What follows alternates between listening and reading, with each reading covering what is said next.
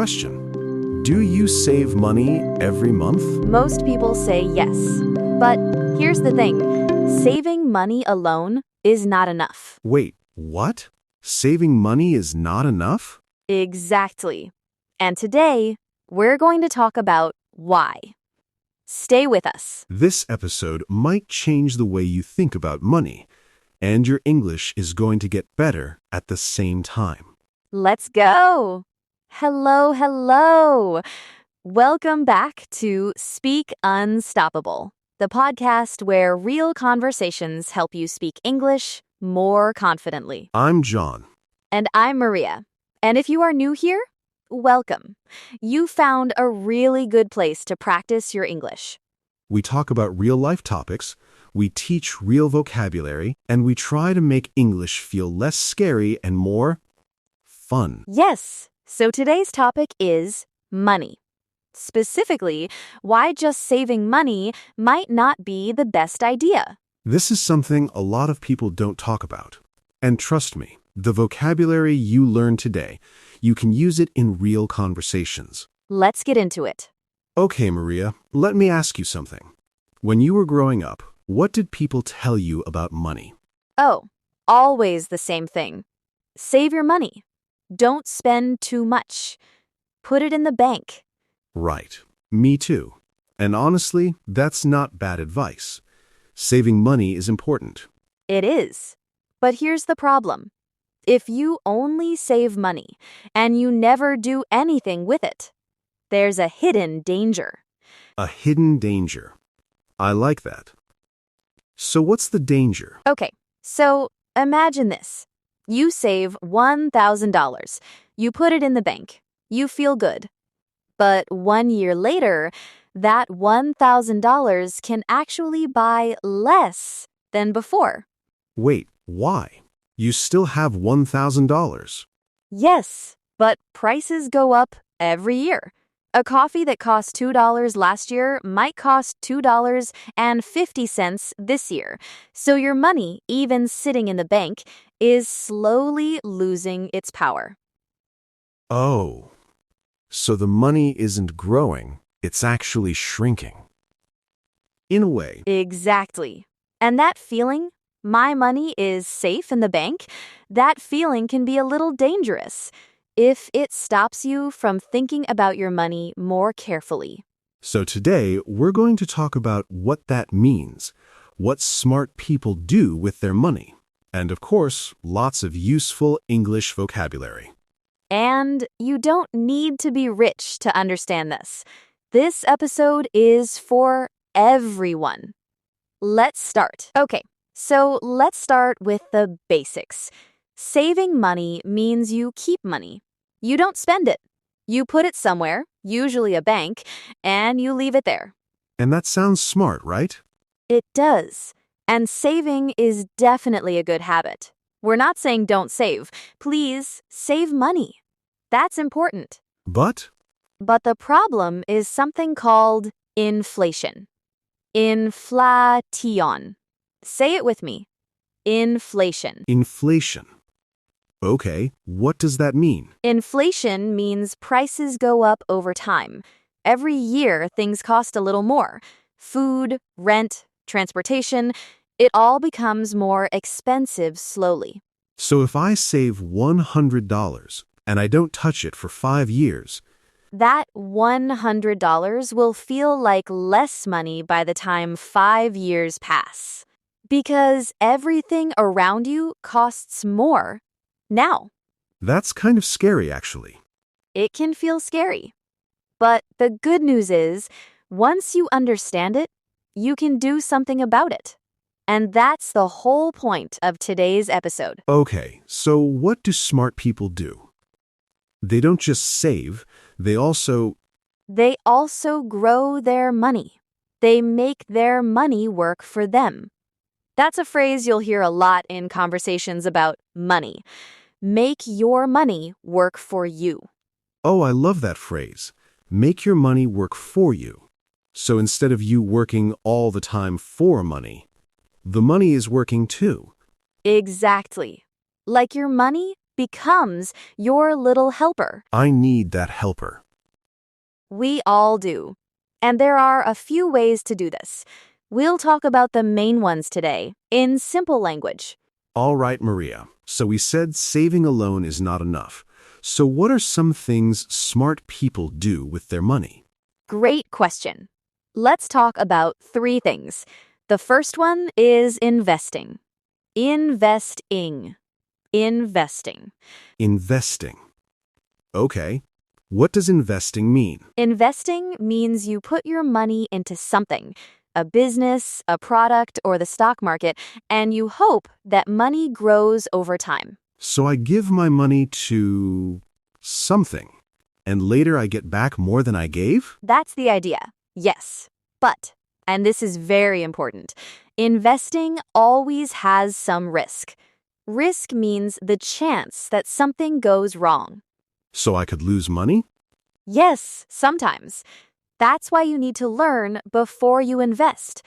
You need to understand what you're putting your money into. Got it. So investing is not gambling. It's not just luck. Right. Good investing is based on knowledge and patience.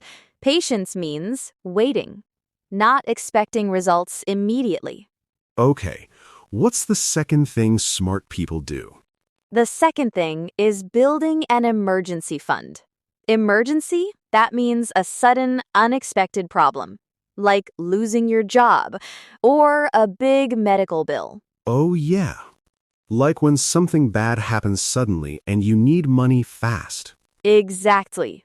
Smart people keep some money saved, not invested, just for emergencies. Usually 3 to 6 months of their normal expenses. So if I spend $1,000 every month to live, I should keep $3,000 to $6,000 in an emergency fund? That's right. It's like a safety net.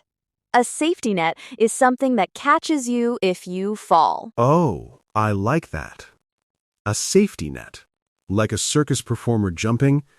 If they fall, the net saves them. Perfect example. And money works the same way. If something goes wrong in your life, your emergency fund is your safety net. Okay. And the third thing? Oh, very clever, John. Okay, let's take a small break from vocabulary and talk about mindset. Mindset means the way you think, your beliefs and attitudes about something. And I think mindset is really important, both for money and for learning English. How could you answer that? You could say something like, yeah, I try to save a little every month. I'm also looking into investing, but I'm still learning about it. That's perfect. Looking into, that means you're researching or exploring something. I'm looking into investing. It means you're not an expert yet, but you're interested. Exactly. And saying I'm still learning, that's honest and it's also very natural in English. People say that all the time. Situation 2. Someone asks you, what do you do with your savings? Oh, that's a common question. Especially between friends who talk about money. You could say, right now I keep most of it in a savings account, but I want to start investing soon. Savings account? That's an account in a bank where you keep money you're not spending. Very normal phrase. Or you could say, honestly, I'm still figuring it out. I don't want to make a bad decision with my money. Oh, I love that. Figuring it out, that means you're still thinking and learning. It's a very common English phrase. I'm still figuring it out. Say that with me. Figuring it out. Figuring it out. That phrase is useful for so many situations, not just money. I'm still figuring out my career. I'm still figuring out where to live. Very versatile. Versatile means it works in many different situations. One more situation, Maria. What if you want to talk about an emergency fund with someone? You could say, I'm trying to build my emergency fund first before I do anything else with my money.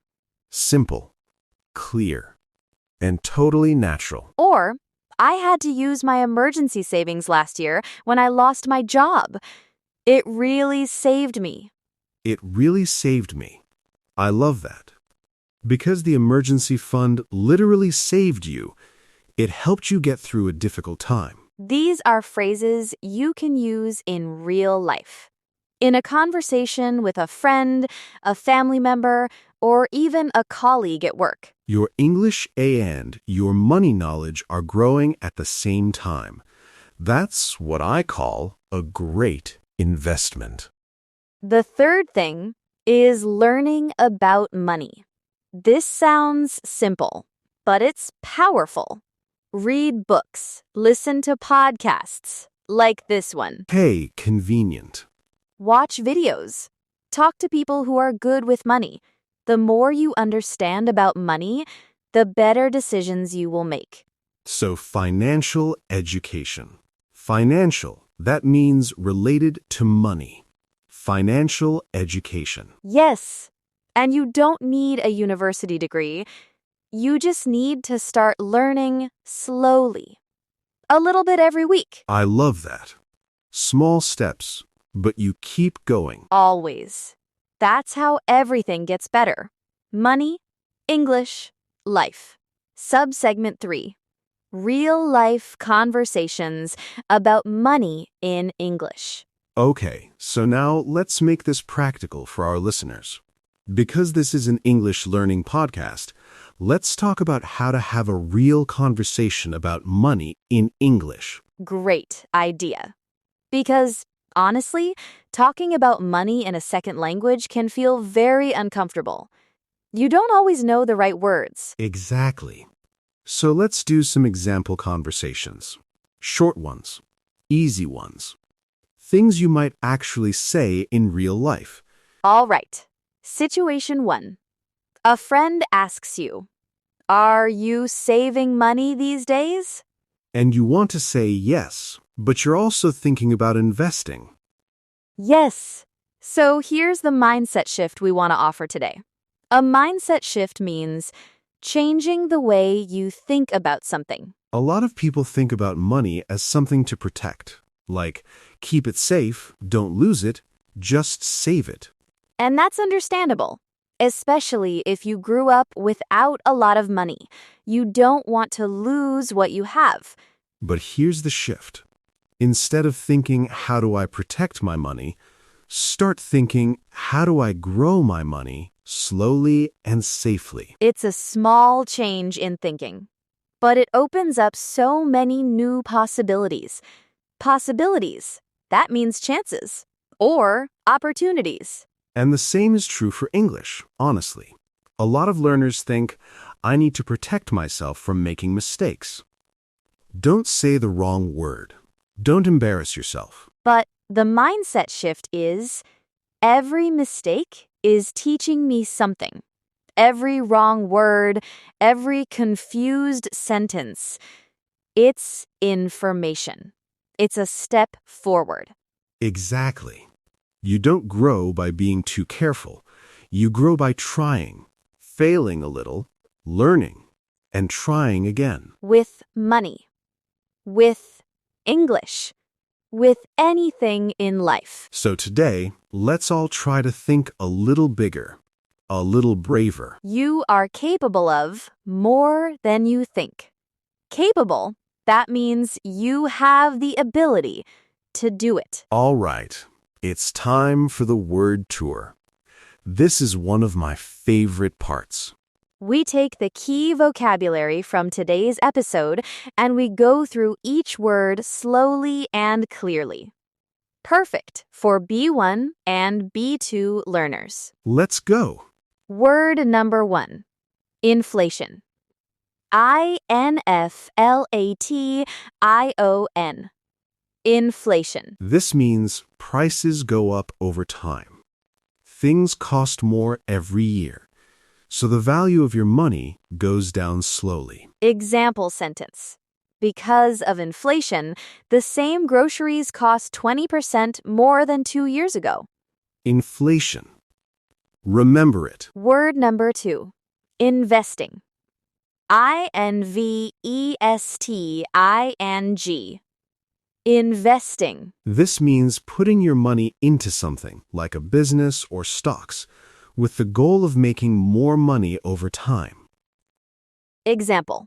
She started investing a small amount every month when she was 25. Investing. Growing your money over time. Word number 3. Risk. risk. Risk. Risk means the chance that something bad might happen. In money, risk means you might lose some or all of what you invest. Example. Every investment has some risk. The key is to understand the risk before you decide. Risk. It's not something to be afraid of. It's something to understand. Word number 4. Emergency fund. 2 words. Emergency fund. An emergency fund is money you keep saved for unexpected problems, like losing your job or a big medical bill. Example. When his car broke down suddenly, he was glad he had an emergency fund. Emergency fund. Your financial safety net. Word number 5. Safety net. Safety net. A safety net is something that protects you if things go wrong. Originally from the circus, a net that catches performers if they fall. But we use it for money, jobs, relationships, many things. Example. Having savings is like having a safety net. It gives you peace of mind. Peace of mind. That means you feel calm and not worried. Another great phrase. Word number 6. Figuring it out. To figure something out means to understand it slowly, to find the answer, to solve a problem over time. Example. I'm still figuring out the best way to manage my money. But I'm learning every day. Figuring it out. Very natural. Very conversational. Word number 7. Mindset. Mindset. Mindset is the way you think about something. Your beliefs, your attitude, your mental approach. Example. Having a growth mindset means believing you can always improve. In money, in English, in everything. Growth mindset. That's us. That's this podcast. That's you, listener. 7 words. 7 tools. Use them. Okay, we're almost at the end of today's episode. Let's do a quick summary. What are the real things you can take away from today? Takeaway number 1. Saving money is good, but not enough. Because of inflation, your money loses power slowly if you only save and never grow it. So don't stop saving, but start thinking about what to do next. Takeaway number 2. There are simple steps you can take. Build an emergency fund. Learn about investing. Start with small amounts and small steps. You don't need to be rich to start. You just need to start. Takeaway number 3. For your English. Practice talking about money in English. Use phrases like I'm looking into it, I'm figuring it out, and I want to build my savings. These are natural, everyday phrases that native speakers actually use, not textbook language, real language.